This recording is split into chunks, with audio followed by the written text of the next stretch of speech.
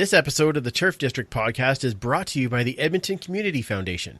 The foundation acts as a bridge between donors and charities to create a strong, vibrant community for generations to come. You can start an endowment fund yourself or with a group.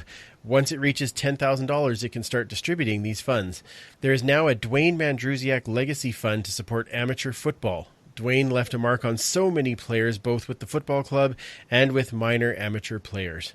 You can donate to the fund with a one-time or a monthly donation at ecfoundation.org/fund/Dwayne Mandrusiak Legacy Fund for amateur football.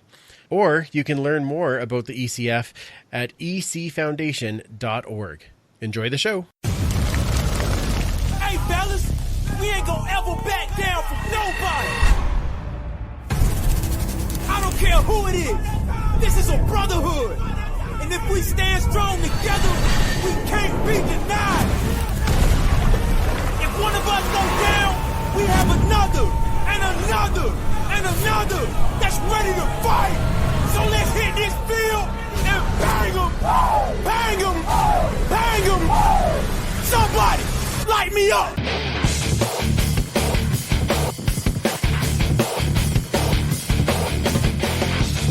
It's time to huddle up.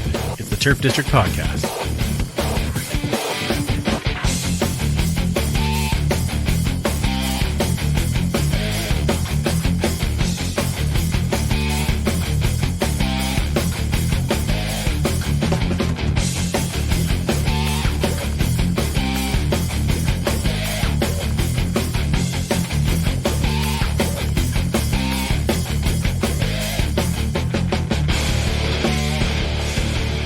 Welcome back to the Turf District, where we huddle up to talk all things Edmonton football team and the CFL.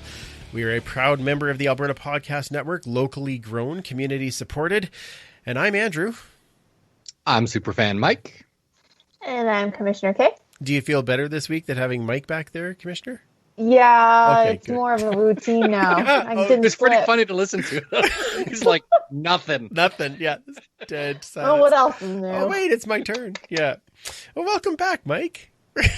But thank you. We're glad you're feeling better. I'm glad I'm feeling better too, and it's good to be back talking football again. Yeah.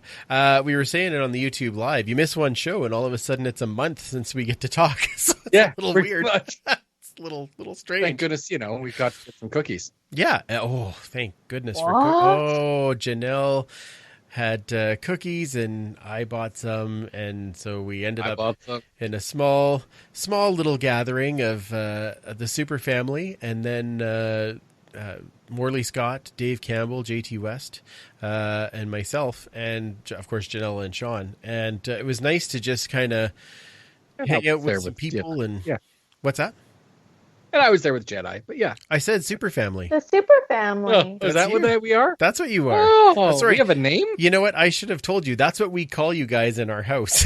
The Super Oh, family. fantastic. Yeah, so there's I was thinking Super Friends. Oh yeah, so it's super fan Mike, and then the Super family, and that's when we talk about you guys, that's how we refer to you. Nice. So hashtag Super family is now going into title of the podcast. That's going in. Perfect. Now, did everyone get their curling fix in the last week? Like my hair? No. Don't everybody talk at once? Oh, come on. Nobody watched the Scotties? Come on. All right. No, actually. Fine. Well, I did see our good friend Ed, the Penguin, on the curling show, which was kind of cool. Oh, that's cool. On there with his little hat that looks like one of the curling stones, and it was pretty awesome. So nice to see friendly faces. That was fantastic. Usually in this portion, before we get into the show, we talk about what we're watching, but this week I thought we'd shake it up a little bit and talk about what we are listening to. So any new faves or new finds that have been kind of grabbing your attention?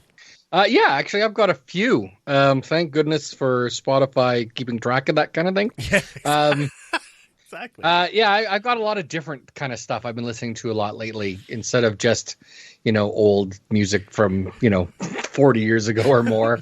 One thing Which I really sort of isn't discovered... old music when you think about it now. Like, I it's not know. old music to me either. Mozart, no. Yeah, okay. So someone I started discovered last summer and I reconnected with again because she was on Saturday Night Live a couple of weeks ago, was Phoebe Bridgers. Oh, okay. Sort of a indie singer-songwriter. She's got really great hooks in it. Kind of reminded me originally a bit of Metric, who's a band out of Toronto who I love. She has an album called Punisher, and she played her song Kyoto on Saturday Night Live, and it just, I'm like, oh, I got to pull her stuff out again and listen to it. So, that's awesome. So that a country singer, oddly enough, who did some non-country stuff. Oh, okay. A guy named Sturgill Simpson. Oh, yes. His stuff is very traditional countryish, kind of thing, a modern version, but he had a song called Sugar Daddy. And it's sort of this bluesy, swampy kind of stuff. It's got a real Black Keys kind of feel to it. Oh, okay. So I thought you'd like it a lot. And then halfway through, it sort of switches to this really energetic kind of just like right in your face kind of thing. He had another album called Sound and Fury, which is very similar kind of style, but everything else is country. So when I first heard it, I'm like, I got to find this guy. And then for something really different for me is a guy named DJ Shadow. He's a producer who did this sort of hip hop kind of track called Nobody Speak. Got a really great beat. And I'm like, I've heard this before somewhere. Okay. And it's the lyrics are not kid friendly. Okay. Good to know. But there's an instrumental version out there. But it's a 60s recording of this French singer guitarist named Caterina Valente. Okay. Doing Old Man River. Oh, really? And it's her playing guitar on the intro and throughout the entire song. And I was just going crazy trying to figure out where I'd heard it before. Oh, that's cool. I'm like, yeah, that's really cool. So yeah, that's kind of some of the stuff I've been listening to anyway. Oh, that's fantastic. How about you, Commissioner? I don't really listen to the radio like at all ever. So I don't know what's new and hip with the kids these days. So I don't even old bother. And hip with the kids? Yeah, exactly. Well, that's what I listen to. I just have it on my like classic rock and let YouTube what is it? I don't even know if it's YouTube Music, I think it's called, that I have, because they bought out Google or whatever, however that worked. So, yeah, I don't know. I usually just listen to a lot of classic rock. I'm really digging Def Leppard right now. Nice. Animals, one of my favorite songs. I put it like on repeat. Nice. So you just scored major points with Leanne, because that's her favorite. Oh. That's one of her favorites as well. Well, I mean, like, there's so many amazing artists from, like, the 60s, 70s, 80s, even into the, like, early 90s. But I'm definitely more into, like, the 70s, 80s classic rock. I friggin' love AC/DC, Guns N' Roses. Anytime they come on, it's just, like, crank it up. I friggin' love CCR. Oh, my God, they're one of my all-time favorite bands. So nice. I just have, like, my classic rock on repeat, my playlist. Although I've been listening to a lot of The Weeknd as well. I really like him. I love Blinding Lights. It's so like that is good too. Throwback to 80s. I love it. It sounds like a rejigged Michael Jackson song. Like it does completely. That's what I hear. Yeah, completely. Well, his one of his, is it I Feel It Coming, is almost identical to. Yeah. I thought it was Michael Jackson at first. I was like, what the heck? Yeah. Oh, conspiracies are alive. Well, he was into New Faces. I mean, anyway. Yeah. All right. So that and I don't know. I just like a lot of old songs, like my old clubbing days too. A little bad and nasty dance music. Not as bad and nasty as it is now. My goodness. Not even close. Yeah, but all right then. I also like a lot of instrumental stuff. A lot of soundtracks and scores. So there's 3 that I really like. The one is Epica, the other is Epic Score, and the other one is Audio Machine. So they do a lot of like fantasy type soundtracks, I would say. Like it just reminds me of dragons and swords, and it's magnificent. Nice. So if you ever want to get into like a vibe of fighting a dragon or like use your imagination, definitely check out one of those 3 or all 3, because they just have some amazing music. Wow. Kayla's D&D suggestion music. That's awesome. I've seen a concert where they had a dragon on stage and swords and everything else. That was fun. I want to ask you what concert that is, but I'm a little worried. What is Ronnie James Dio. Oh, Ronnie. Okay. Oh, that's actually really good. Okay. That's good. Yeah.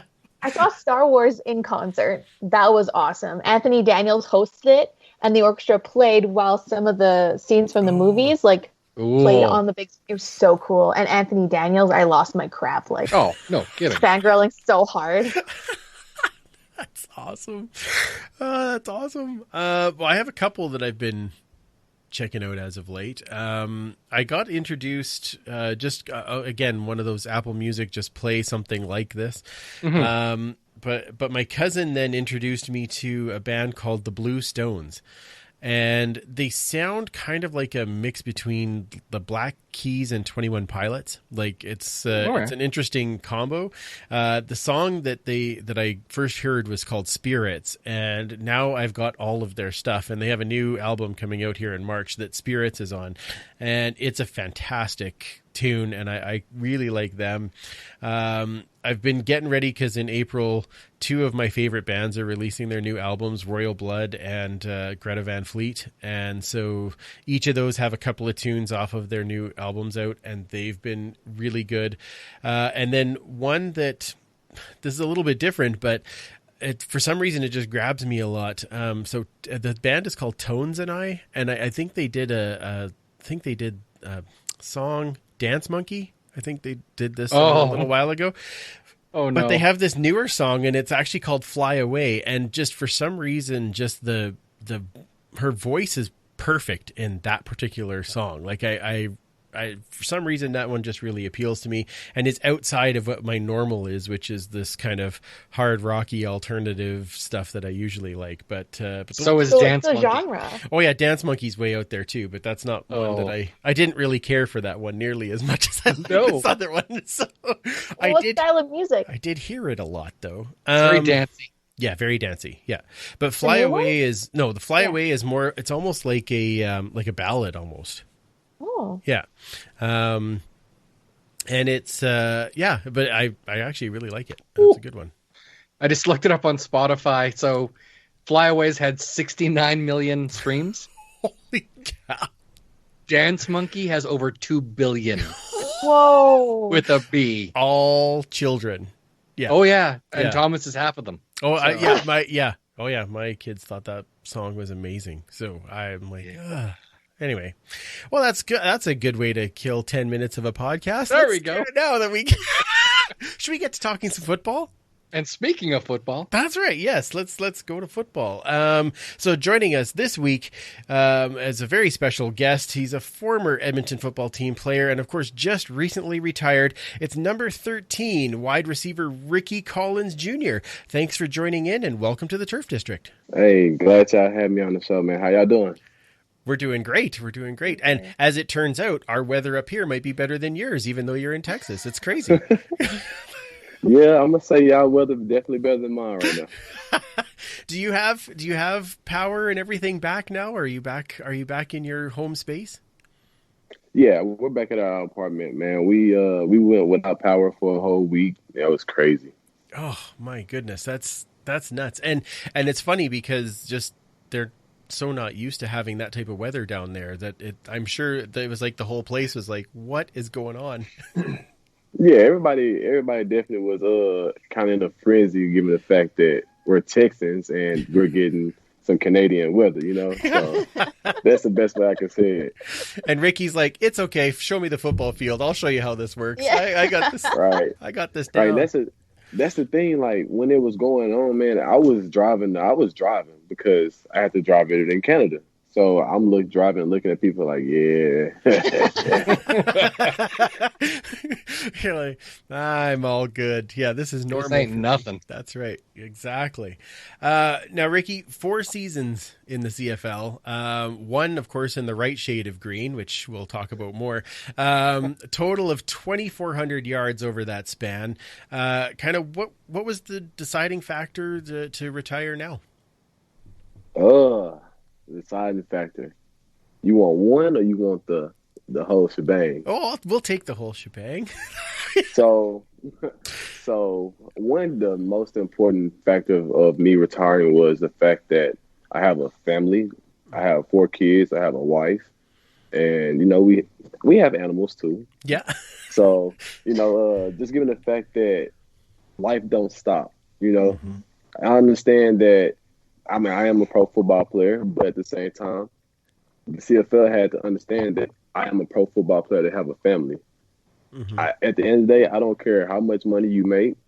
You still need to have to be you still have to be making some type of income. You know, like, I don't care who you are.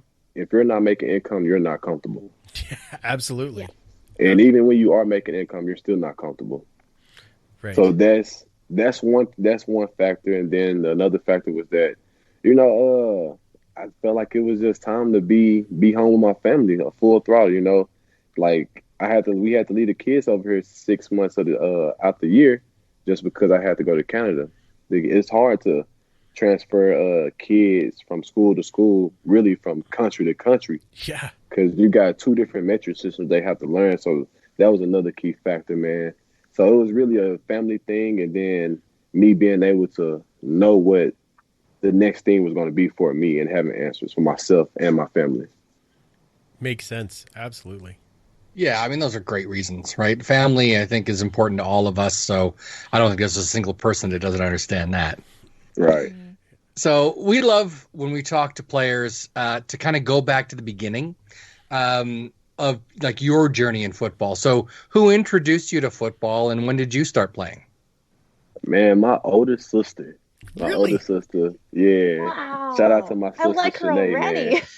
Yeah, she introduced me to football. I remember the first football team I played on. It was the Tyler Raiders. It was a Pop Warner team, man. It was my first and only year playing Pop Warner, Little League football at that. Because at the time I was growing up as a baseball player because we grew up in the country, you know, and that's when my dad played. He was well known for playing baseball. So like I said, my sister, she introduced me to football, man, and then ever since then it's just been what I love. Oh man, that's awesome. That's so cool. Like, how did she get into football then? Man, I have no idea. I know her husband at the time, he was a big fan of football. He played football in high school. And, you know, just like our family members and stuff, we were a big football family, but we thrived at other sports, if that makes sense. Yeah. Mm-hmm. Yeah, absolutely. I love that. That's so cool. I love when chicks are into football. It's just awesome. So obviously now that you're experienced with like Alberta weather and going to Texas and having the snowstorm, you're like, no sweat off my back. But what was it like first coming up to the CFL after playing in Texas A&M? Man, so I'm going to skip straight to the cold weather. Okay. But my first game in Saskatchewan my first cold game in Saskatchewan, I had to check myself. Like, do I really want to play football this bad to be this cold? You know, it's just crazy. Y'all know how cold it get out there, man. It's brutal. It get real brutal out there. So, I mean, it was a culture shock. It was a life shock, and it was testing my manhood. But I mean, I think I fared pretty well. I'd say you did very well, but I mean, I think anytime you get in that type of cold, it tests all of our manhood. Just so that you know, it's cold. Like we're all well aware of it. But so yeah, you started in Saskatchewan, and then went to BC, and then of course to the Double E. So. What would you say was the biggest difference between each market as you went through each spot? Man, to even give you even more info, I actually went to mini camp with Winnipeg in 2016. Okay. And got cut after rookie mini camp. Really? Because I did not know how to waggle. Right. Oh, okay. So, you know, me coming up from the South, I'm like, bro, I don't know what this waggle is. What is this? Like, put me on the line and just let me play football. So, you know, like, just that, then going to sign with Sash, man, it was definitely different, bro. Like, it was crazy. It was crazy. That's all I can say. It was crazy. Well, in Saskatchewan, I mean, I know a lot of it has to do with, I mean, they have a rabid fan base, which I'm sure that you got to experience on a number of levels, both good and bad. But great. great, and then terrible. They're with you, win or tie. That's right. So, but when you go to like BC, of course, now you're playing indoors, but again, a little bit smaller fan base at this particular moment.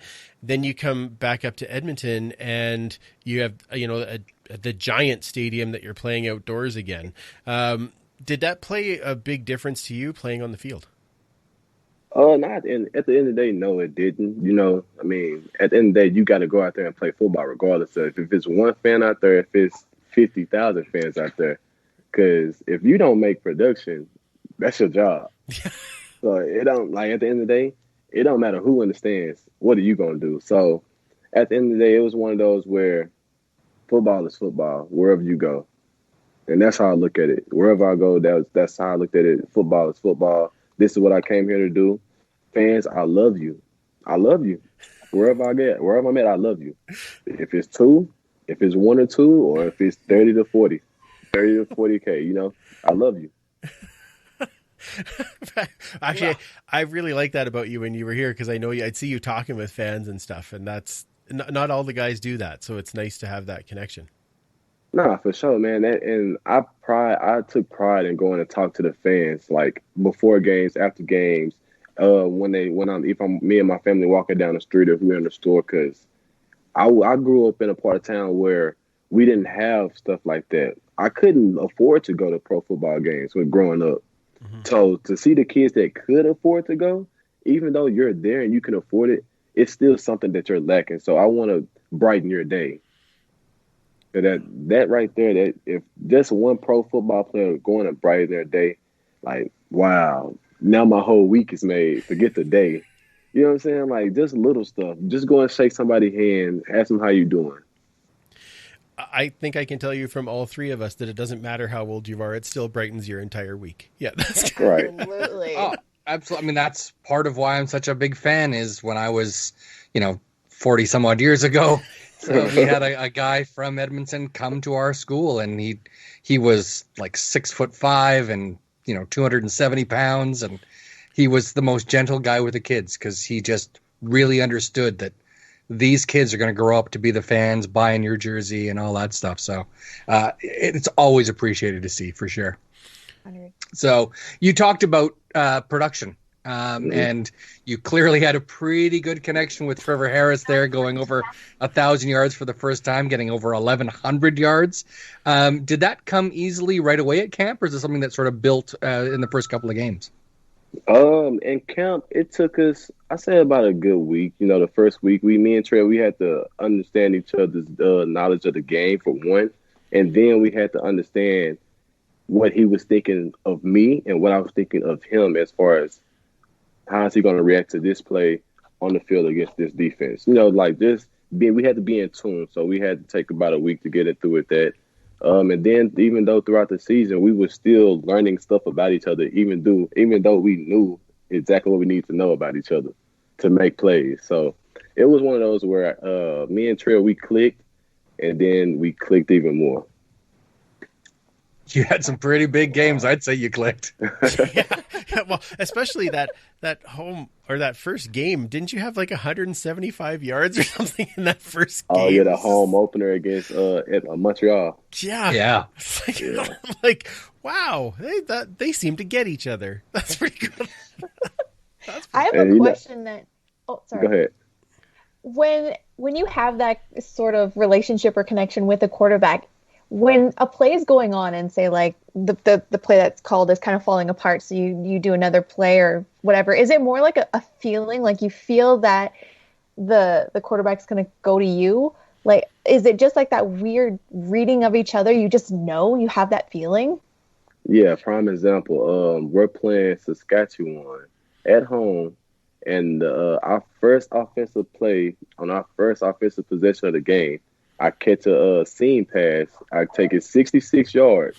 I knew the ball was coming to me, but this the fact of the reason I knew and the reason Trev knew it because they rocked and rolled their defense. So as soon as they did that mid-play, I'm like, oh, I'm going to get the ball right now.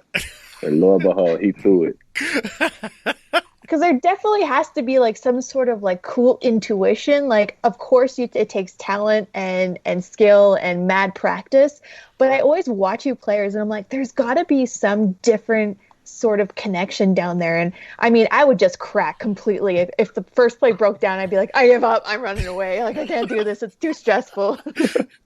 No, I mean, we definitely have plays where it's just bad, I mean, that's part of football. That's even part of life. Some days it's just bad, but you have more good days and you have more good plays than you have bad days and bad plays. So, you just gotta learn how to weigh it out.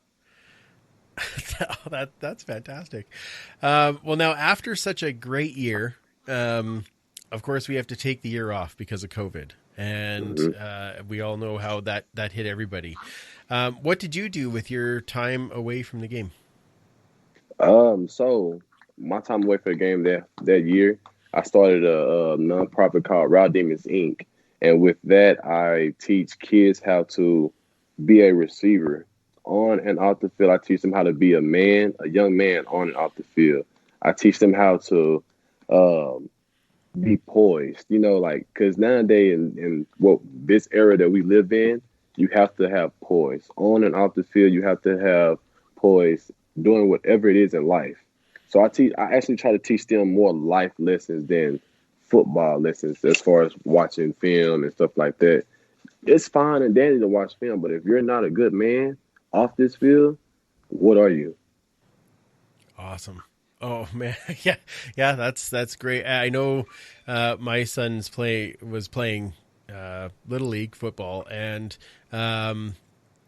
that was one of the things that their coaches always said too, right? It's like, it's all good. I want you to play well, and I want to teach you how to do this play, but I also want you to do your homework, and I want you to listen to your parents and all those types of things. And it was like, it's such a huge role as a coach to help on that side of things as well. Yeah, for sure, man. So even throughout this time of the COVID situation, I started a travel 7-on-7 team.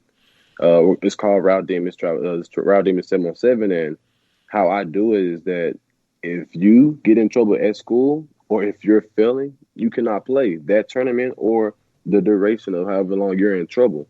Like if you're suspended for 2 weeks, you can't play for 2 weeks.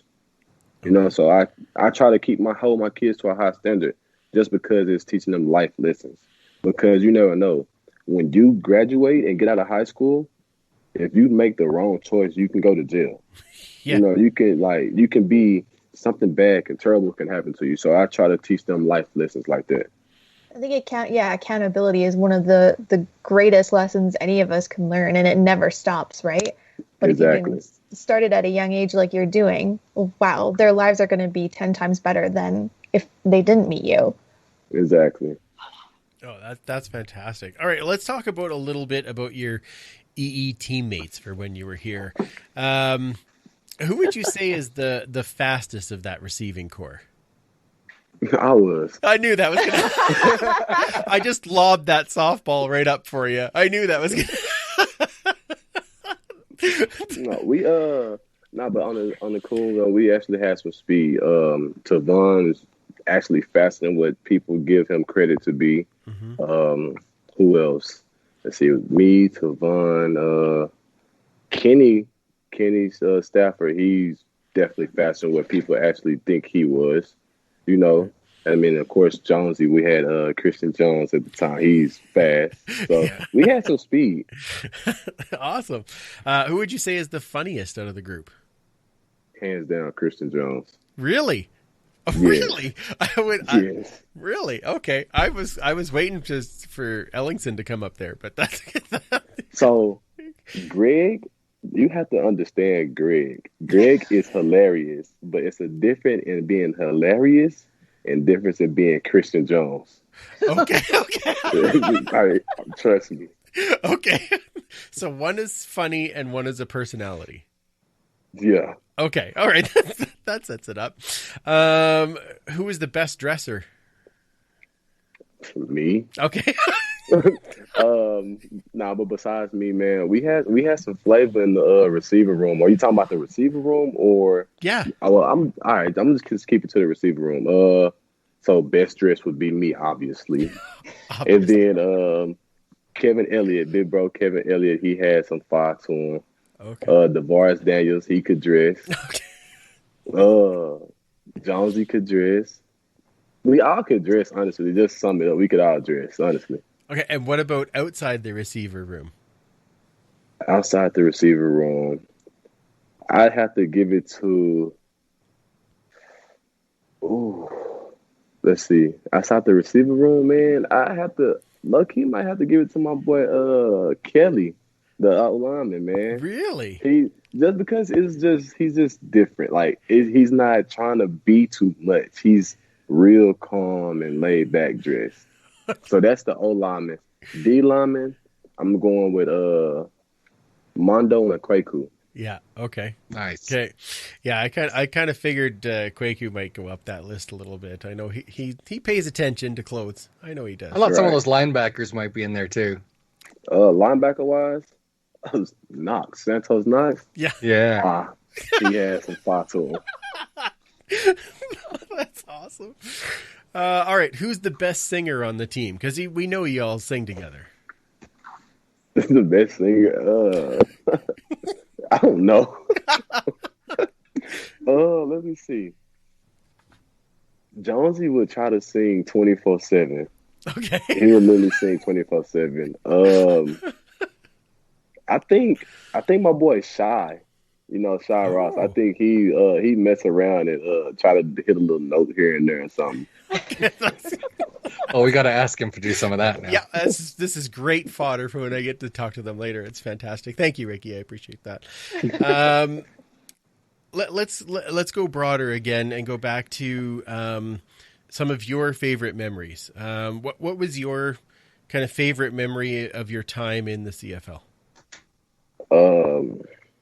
First, my first reception in the CFL, because that was my first professional catch. Mm-hmm. Even NFL or CFL. So that's definitely number one. Number two, my first 100-yard game. Sorry, guys, but it's against Edmonton. Yeah, we're aware. So that was number two. Number three, my first playoff game, man. We went in BC. We went down to Hamilton. It was cold. It was cold, bro. 13 degrees. Yep. 13 degrees. So that was number three. And then, of course, me getting 1,000 yards. Like, those are my top, you know what I'm saying, my top four. So that's yeah. That's fantastic. Well, I know we asked you on the YouTube live, but just because our fans some of them just listen to the show instead. If you had to pick the next team name, what would you go with? Like I said on the live, it would be either the Empire or the Elk. Okay. And now, would you say Elk or Elks with an S on the end? I mean, it is a couple players on the team. It's more than one, so I have to say Elks. I know, it's just an ongoing battle that we have. We have to, yeah. Anyway, either, whatever. I'm pretty sure that's what it ends up as anyway. I do want to thank you again, Ricky, so much for joining us and taking some time out of your day to chat with us and tell us about some of these history moments and things. Now, people can follow you on Twitter and Instagram? Yes, they can. Twitter, they can follow me Real2XS on Twitter, and then on Instagram, they can follow me at 3_Gully. Fantastic. Now, I saw you had a brand and a logo that was actually done by our podcast brethren there, Greg from the Piffles podcast. Do you still have items with that available? Yeah, I definitely have items with that logo available. Okay. Do we find those just on the same spots? You can, and then I know some people, they DM me trying to get the gear or whatever, and like what I do, the gear that is sold, it goes straight towards the nonprofit. Oh, that's fantastic. Awesome. That is awesome. Well, I hope you are not a stranger to being up this way, even though I know it's cold. In the summertime, it's nice. And if you're ever back up this way, let us know. We'll definitely catch up with you, man. Nah, for sure, man. I'll definitely be up there probably this season, honestly, to catch a couple of games. We hope so. That'd be awesome. We hope so. Thanks again, Ricky. This was fantastic. No problem. Thank y'all for having me. This is Jamie Elizondo, head coach of the Edmonton football team, and you're listening to the Turf District podcast. Well, that was a fun interview. Absolutely. Yes. What a great dude. Absolutely. And I'm glad he offered to come back and give us some football insight during the season. So we'll definitely have Ricky back because he's a fun guy to talk to. Yeah, that was a blast. So chill. Absolutely. Let's talk about our team. We did have some signings since we last came. Now, before we dive into those too deep, Mike, what did you think about the Edmonton football team and free agency? I think we filled a lot of spots that we were positions that I was hoping we would. Obviously, when you're like, okay, we need a running back, and then all of a sudden they signed James Wilder Jr. It's like, oh, well now, I would say that kind of fills it. The only thing I'm still not 100% convinced on is linebacker, but we've got some guys already in the team, and we signed international linebacker recently. So yes, exactly. We'll see how that goes. Yes, and we'll talk about him in just a second. So, just because we missed you last time, I just wanted to hear what you kind of thought of that. So, I thought it was funny. I know I said it on the pod, but we were texting you and I are like, no, we just need a running back. Well, there's your running back. Okay. There's a running back. Okay. Missed that one. Okay, good. Now we have signed 7 players since we last chatted. Even more than that, actually. We signed 7 players just from the 2020 draft, which was... all but one, really. Exactly. And the one that we didn't sign is going back to school. So that was okay. So offensive lineman, Tomas Jack Kurtula, who was 4th overall. And I think that plays a role in not having Matt O'Donnell right back. Yeah, it certainly doesn't hurt. I mean, we got a couple, and we'll be talking about another offensive lineman in just a second. Yeah, absolutely. And that's just it, is we have them, plus we've got another draft coming. Yeah, exactly. Defensive lineman Elaine Pay, who was 13th overall, is now signed on. Linebacker Malik Tyne, defensive back Olotidun Akatepi. I think I'm getting my best guess there. That's a guy we're going to have to talk to at camp to get that pronunciation properly. And what's his nickname? There's got Akatepi. We got to have something there. Yeah. Anyway, I got to see him on the field.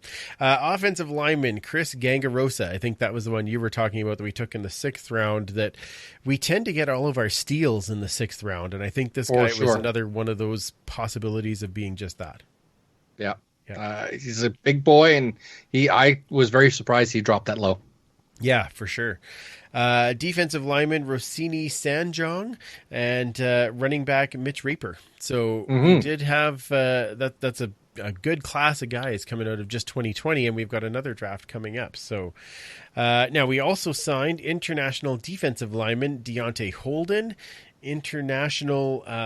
This is the linebacker Keyshawn Bearia. Bearia. Okay. Yeah, I was going to stumble over that one. I knew I should have spelt that one phonetically. Okay.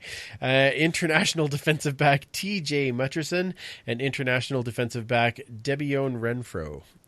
So now Debione is an interesting name. I like that name. Yeah, I'm pretty sure he's the first to wear our colors. Yeah, so. Probably. Yeah. He's not one of the dairy eye, that's for sure. No. I haven't had a lot of Debiones. I will admit that when I first opened that up, I saw Renfro and I got a little excited that it was Justin. Right. Like, oh, sad face, but he's a little smaller. Just a tad. Yeah, just a tad. Yeah. Did it say where these guys were from, sir? I'm sure it did, but I didn't write it down. How's that? Oh, okay. You're welcome. Fair enough. Bearia was Washington. Mutcherson was Central Florida, and I think Renfro was Texas A&M, just the same as Ricky. Oh, nice. Okay. Look at that. Yeah. Well, we know that some of those guys turn out well, so that's good. Yeah, exactly. We'll see how that turns out. I mean, I think at this point, these are all guys that are in the running for the Jimmy Gaines award. Like, that's really what this is. Like, no question. Yeah. I think that this year, when it comes time that we do have camp, we're going to make the Jimmy Gaines Award a lot more special. We're going to be naming beforehand who would qualify for said Jimmy Gaines Award. And the winner will win one of our brand new T-shirts with an extra printing on it that says Jimmy Gaines Award winner. Neat. Oh, I like it. See, I think we need to put a little more power into the Jimmy Gaines Award. We don't give enough. That's Paul fun. Reckner deserves better from us, and so we are going to properly do this. Oh, yeah. I mean, training camp, that's part of the fun of training camp is coming up with the new nicknames. So Exactly. there's already one for Rodney Smith, just due to a autocorrect error that our friend Linda had. It's Rodney Smooth. Love it. Apparently, he approves of the nickname. Does he? Oh, did he actually? Yeah. Fantastic. Rodney Smooth. Well, I guess we got to line him up to get on the show now. Yeah. Yes, sir. And title it Rodney Smooth. Which would be fantastic. Oh, yes. Yes. All right. I hope he has that silky voice like Dave Campbell. Anyway. He must. Oh, my. I really need to stop. Okay. Now, we are still, of course, waiting on the new name of the team. But an interesting article came out last week that I want to talk to you guys about from Jason Gregor. He had a few things to say, calling it a bit minor league, that the team just didn't get the name out there sooner, and kind of get this done and rip off the Band-Aid is one of the things that was in there. I want to know how you guys feel about that. I know for myself, when the announcement came that they were dropping the name last year, in my mind, I didn't expect them to be announcing a name until right before training camp. So am I way off base there, or does that seem right, or what do you guys think? No, I mean, I hate when people say it's minor league, but the Washington football team gets passed because it's NFL. Right. Well, and it's and they're going to take longer. Yeah. Right. They're going to play two full seasons under a no name. Yeah, I mean, I've been involved in branding a new product, and you don't just be like, oh, well, people want to know, so we got to put it out. You put it out when it's right for you and when you're able to maximize sales. Like, it's expensive for them to change the name, and if they just put it out now, they're leaving a lot of money on the table because you're not getting walk-up people buying your new shirts, your new jerseys, your new whatever, pennants. Do they still make pennants? I'm old. No. So, you know. They better now. Yeah. They don't have any stores that are open, right? When the stores are open and people are going and buying the stuff, that's when you drop the name because it's going to be hot. It's going to be on everyone's mind and they're going to want to go get that stuff. They don't want to go to a website, especially when you have a lot of older fans out there that aren't very comfortable putting their credit card information online, for instance. So they want to do it the old-fashioned way. Go down and buy it. That's when you got to maximize it. So if I got that reference right, you said they need to drop it when it's hot? Oh. No. Okay. I did give enough lead time on that just to see how you did. Goes. Okay. All right. Kayla, what do you think? Floated too long. It was perfect. Yeah. To be honest, I just don't care anymore. I don't care what people say anymore. I'm just, everyone's going to have opinions. It's really easy to dog on something that's been dogged on for the last 2 years. And why not just add to the beep pile? I think it's just a really easy take to have. Yeah, I guess that's fair. I honestly just don't care. I really don't give a flying anymore about these opinions that really just don't actually matter. And Mike's right. Like, why? That's the smart thing to do is drop it when it actually is hot and people are excited about it. And what is the rush? You have this extra time. Like, if you're that impatient, maybe try getting another hobby. I don't know. Yeah.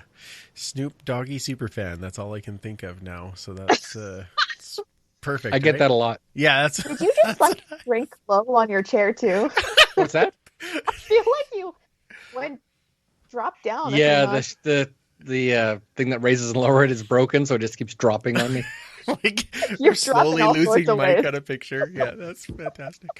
There we go. Yeah, sitting at the table of a show that had to go through a rebranding, and obviously we're not a professional team. Like, I mean, well, we're pretty good, but we're not a professional team. But the amount of money and little things that need to be changed, I actually would turn around and give the team credit for trying to do it all so that it's all done right when the time comes to announce that it's not what I wouldn't want to have happen is, okay, so here's the new team name. We're going to be called this, and you can get your new shirts in 3 weeks.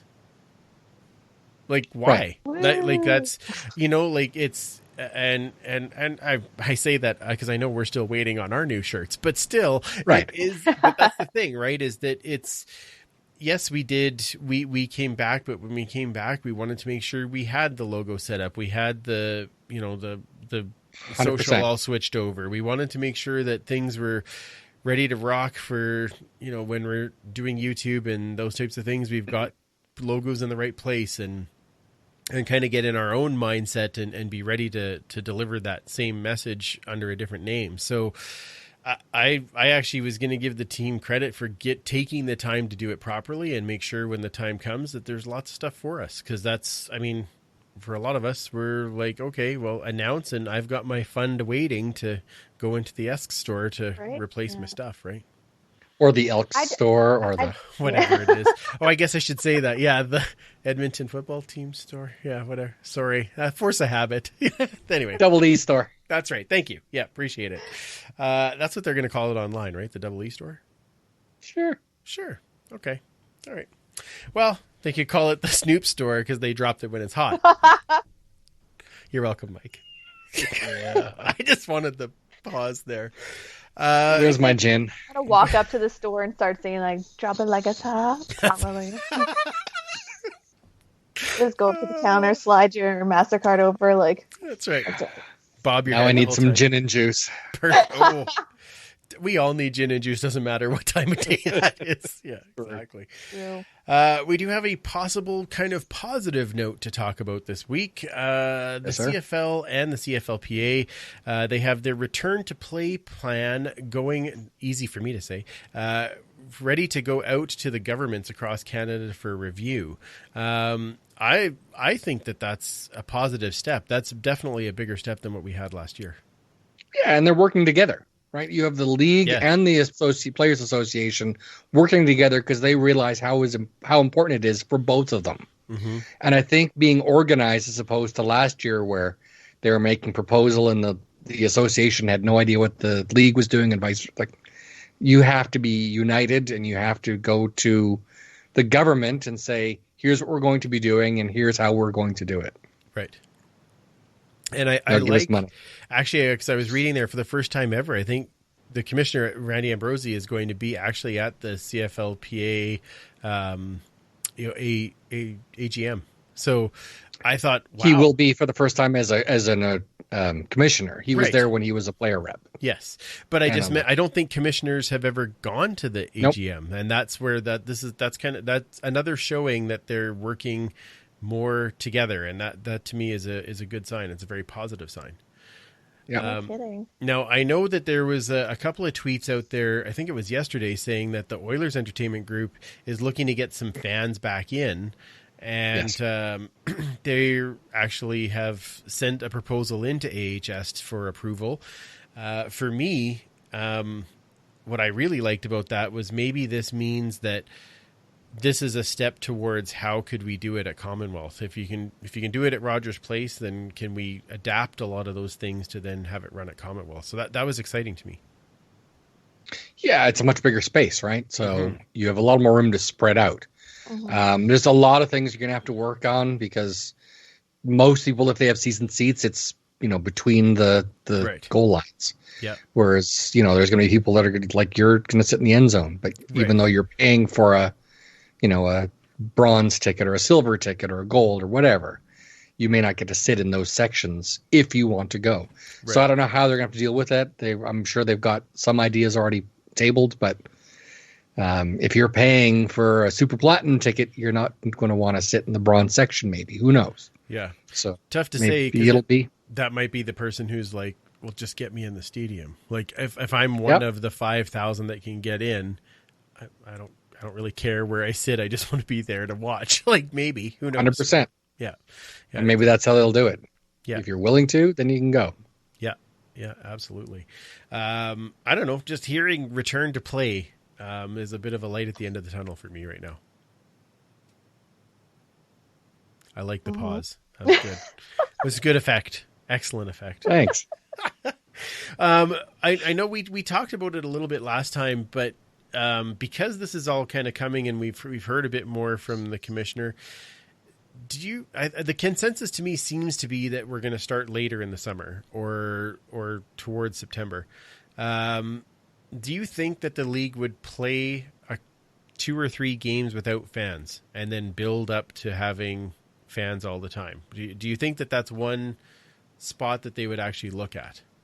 Well, that's kind of just what I was thinking actually overall, is if they're going to start the season halfway through, like say Labor Day or something, like the back of my mind is always, okay, well, what if you just start without the fans and see how that goes and not have to sacrifice any games? At least it's going to get started and then we don't have to cut the season completely short, because it's going to suck having half the time, but at least we have football. But it's just going to take that extra step to see if this is going to work anyway.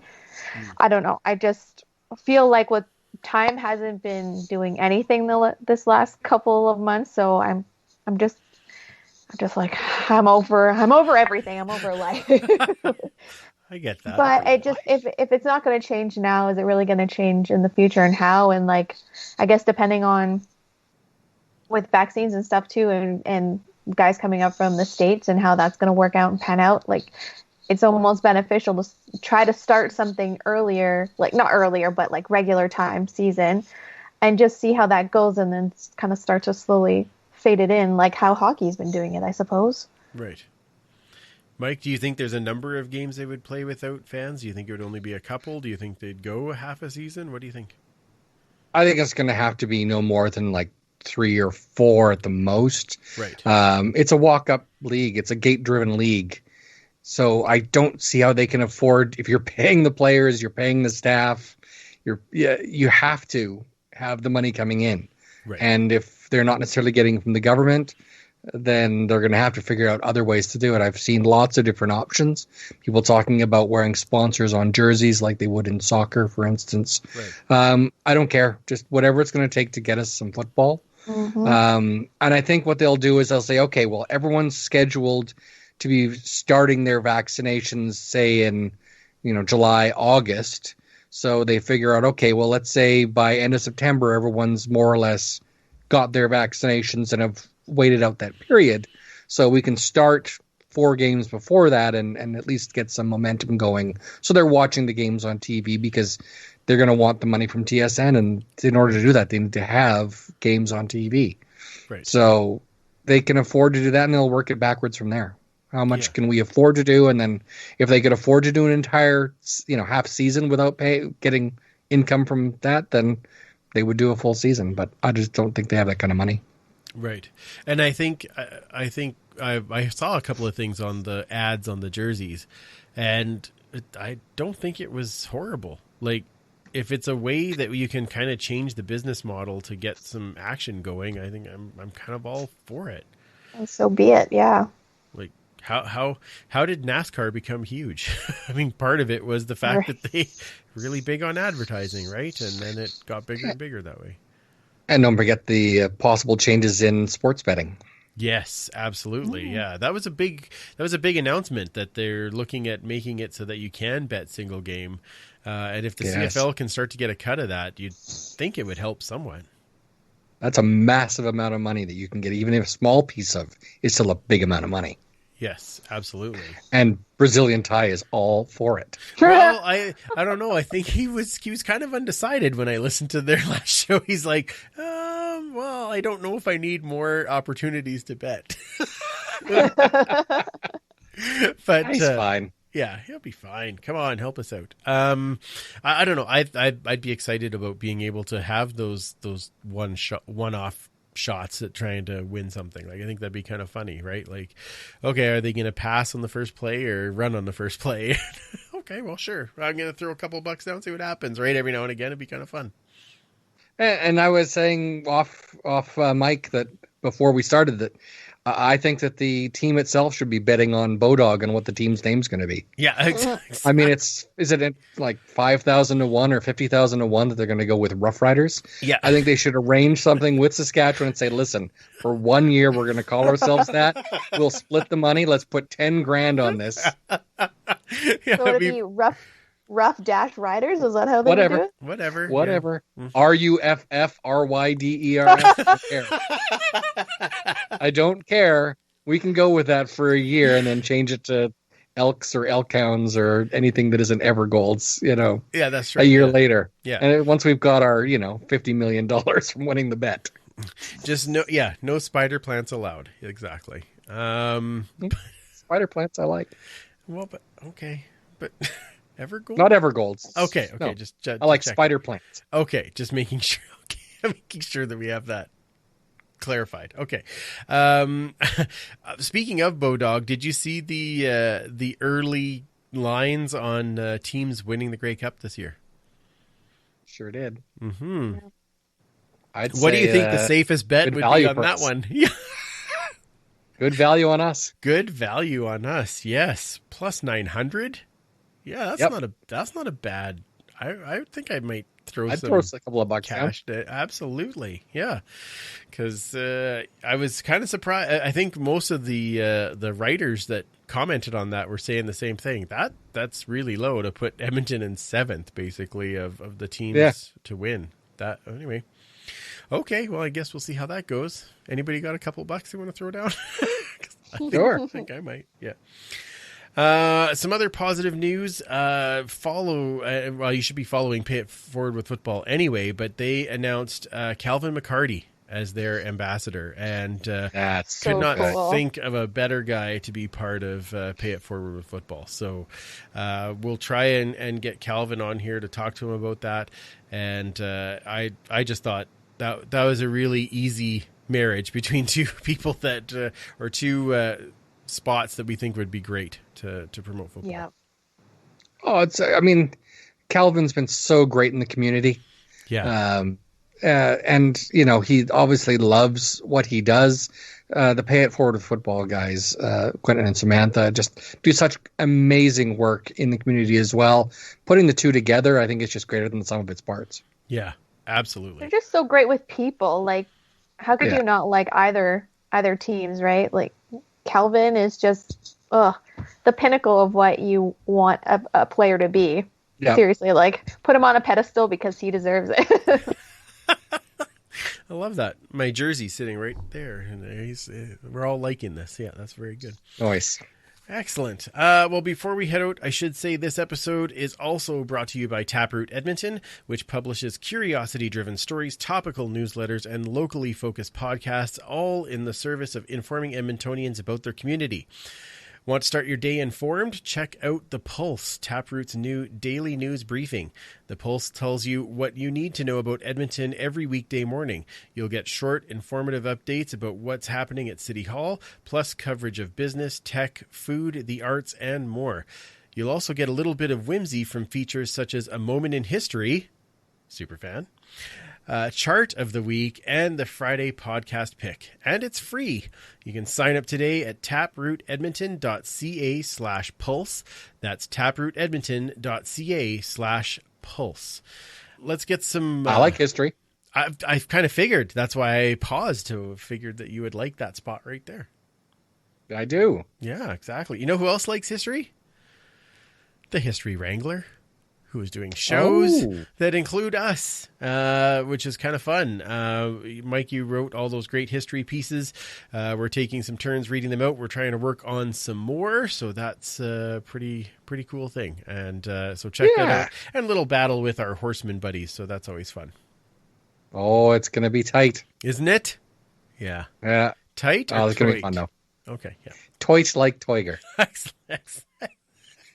Fantastic. All right. I do want to do a quick plug here for the Edmonton Chargers. That's the team that my son was playing on. They're doing a 50-50 to support their program, and it's a great program that gets young kids playing football. Go to edmontonchargers.com. It goes through till March the 14th. I think the total pot can be $5,000, so the winner can get up to $2,500. And I believe they're almost to $4,000 already. So get involved in that. I think it's a great thing to support some community football right in Edmonton.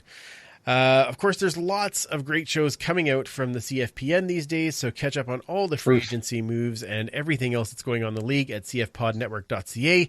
And our good friends at the Alouettes Flight Deck are getting a new look soon, so keep your eyes out on their Twitter account. It looks very interesting. I've heard there's going to be some teasers coming. Yeah, there's at least one teaser out already, so it's pretty exciting. Yep. Pretty exciting.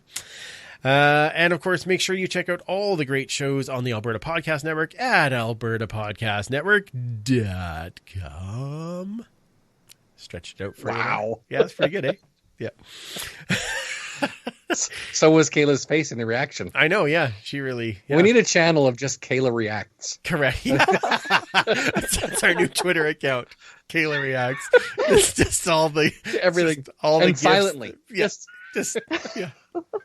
Not a video podcast. That's what we'll call the Twitter account. It's at Not a Video Podcast. Yeah. Kayla Reacts. Okay. Thank you again to Ricky Collins Jr. for joining us. You can follow him on Twitter at real_2xs. And on Instagram, do you remember what it was again? Yeah, 3_Gully, I think, or 3Gully. Three underscore Gully. Okay, perfect. So, yeah, find Ricky out there and thank him for being on the show and tell him to come back and talk more football with us because we'd love it. Yes. Where do we find you guys online, Superfan? You can find me at 56 Barkeys, generally at most of those places, and at Esks History, which will be going a bit of a rebrand itself coming up pretty right. Yeah, okay. We're excited for that. And you, Commissioner? You can find me at Duchess Lombardi on the Twits. Wonderful. And, of course, you can find the show. You can join in on all the huddles at the Turf District on Twitter, Facebook, and Instagram. Before we head on, I do want to send a quick green and gold shout out to our good friend Celeste. I did mention it on the YouTube live, but Celeste lost her husband Dave before Christmas, also a good friend of the podcast, and they were always regulars at the tailgate. Great people, and Celeste has been really strong going through this, and now she's, taking that next step of selling her house, and she's going to be moving closer to where her grandbaby soon will be. Yes. But, Celeste, we're thinking about you, and I wanted to make sure that we sent a special shout out to her, that we're sending her all the green and gold love that we can. Absolutely. Amen. Excellent. So we will be back in 2 weeks. We will talk, hopefully, maybe a couple of more signings. We'll catch up with what is going on as far as return to play and things like that. Otherwise, we may just talk about other new music because, hey, that was a good way to kick off the show. Yeah, and maybe someone from the team if we're lucky. We'll see how that goes. Hey, see what they like for music. Yeah, that's I got to ask that question next time. All right, so for Commissioner K and Superfan Mike, I'm Andrew. Remember, you can't catch footballs with your face, and we will absolutely talk to you in 2 weeks. Thanks for listening. Find more great shows like this at CF Pod Network on Twitter.